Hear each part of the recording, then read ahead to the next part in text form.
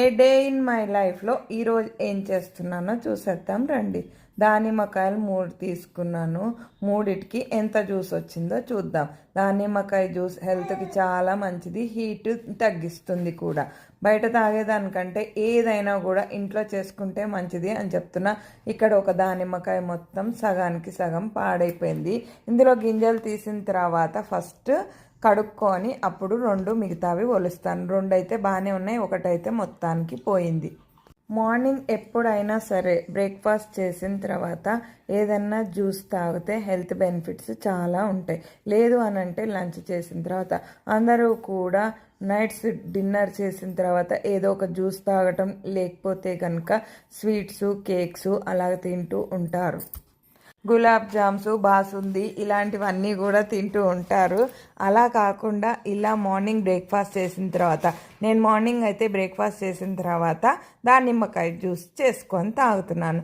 నేను మొన్న grape juice తాగాను, ఒకరోజు యాస్గార్డ్ జ్యూస్, ఒకరోజు కొత్తిమీర జ్యూస్, ఒకరోజు ఫ్రూటు, ఒకరోజు వెజిటేబుల్. అలా తాగితే హెల్త్ బెనిఫిట్స్ ఎన్నో ఉన్నాయి. ఇక్కడ ఒలుచుకుంటూ టైం వేస్ట్ ఎందుకని చెప్పి నా వీడియో వేరే ఫోన్లో అప్లోడ్ చేసుకొని చూస్తున్నాను. ఒక కాయ ఒలిచిన తర్వాత అది కడిగేసాను. ఇక్కడ నేను షుగర్ కానీ తేనె కానీ ఏమీ కూడా యాడ్ చేయట్లేదు. దానిమ్మకాయ తొక్కులు కూడా అవి కూడా ఎండలో పెట్టి కనుక పౌడర్ లాగా చేసి ఫేస్కి రాసుకుంటే కూడా అది కూడా బాగా పనిచేస్తుంది తేనె కలుపుకొని. ఇక్కడ బెల్లం కావాలంటే యాడ్ చేసుకోవచ్చు. నేను ఏమీ కూడా యాడ్ చేయలేదు, వాటర్ కూడా ఎక్కువగా పోసుకోలేదు. ఓన్లీ దానిమ్మ గింజలు చాలా చిక్కగా వచ్చింది, టేస్ట్ కూడా చాలా బాగుంది.